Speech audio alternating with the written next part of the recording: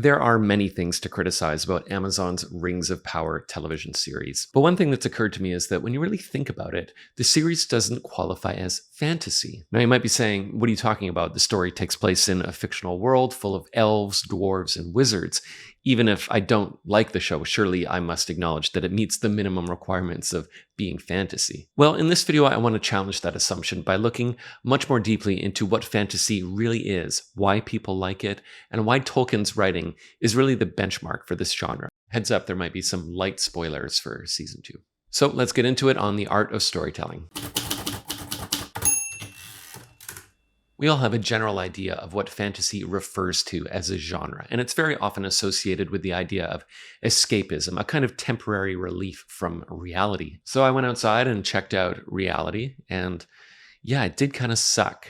So I thought maybe I'd go home and watch Rings of Power Season 2, which is advertised as today's biggest and best epic fantasy TV show based on the works of no less than J.R.R. Tolkien. Now, he was once asked in an interview about Middle-earth's relationship to the real world, our world. Is it a place that exists somewhere else in space?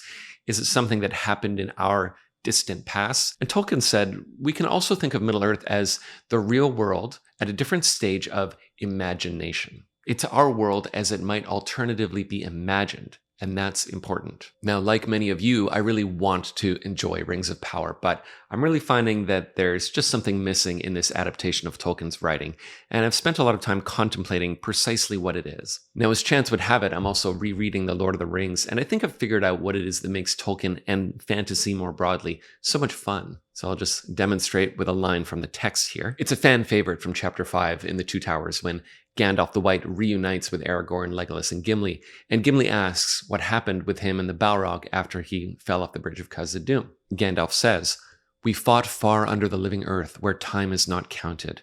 Ever he clutched me, and ever I hewed him, till at last he fled into dark tunnels. They were not made by Durin's folk, Gimli son of Gloin. Far, far below the deepest delving of the dwarves, the world is gnawed by nameless things. Even Sauron knows them not. They are older than he. Now I have walked there, but I will bring no report to darken the light of day." That's messed up. Basically, Tolkien is telling us, the reader, that there are these terrifying creatures, nameless things, living deep below Middle-earth that nobody has ever seen. And this is especially interesting in Tolkien's mythology because many of the beings in his world are divine and were involved in creation itself. This includes both Gandalf and Sauron, who are both Maiar. So the fact that neither Gandalf nor Sauron knows about these subterranean creatures makes those creatures very fun to imagine. When I read this passage in The Two Towers, I actually put the book down and stopped to contemplate the implication of what Tolkien is saying and to imagine what kind of foul creatures might be lurking deep under Middle-earth. The point is that Tolkien does not describe the nameless things. He leaves it to your imagination, and I think that is the essence of fantasy. Now, incidentally, one of these nameless things makes an appearance in Rings of Power Season 2, and the show gets it wrong in two important ways. First, this creature is not deep underground, so it doesn't even make sense that it would never have been encountered. And second, Arondir easily kills it and then delivers a cheesy one-liner about eating it for supper. Awesome. No imagination necessary. Just any other monster. Who cares? Now, if you're thinking that this process of imagination is exclusive to literature and that we can't expect the same thing from a cinematic medium, let me introduce you to Peter Jackson's adaptation of The Lord of the Rings. It strikes a very good balance of showing the world, which is necessary in a visual medium, and sparking imagination through implication. The cinematic equivalent of all of Tolkien's linguistic and historical minutiae is the film's highly detailed production design, which was painstakingly created to accurately represent Tolkien's mythology. For example, Minas Morgul has the same architecture as Minas Tirith, suggesting that it was at one time also a fortress of Gondor. That's not spelled out in the movie, it's left for you to discover. So, does Amazon's Rings of Power inspire our imagination in that way? Well, I would say it does not, and in fact, it seems to insist on doing the exact opposite, rather than expanding on Tolkien's world by giving us new mysteries to ponder. It circumscribes Tolkien's world by revealing and explaining the very things that make Middle-earth fun to imagine. Clearly, the writers were tantalized by the idea of developing those parts of Middle-earth that weren't covered in the films or even in the main story of the Lord of the Rings novel. The problem is that it shows us origin stories for characters whose background is meant to be mysterious. Soon we will definitively know how Gandalf got his staff, the Tolkien equivalent of telling us how Han Solo got his name. Solo.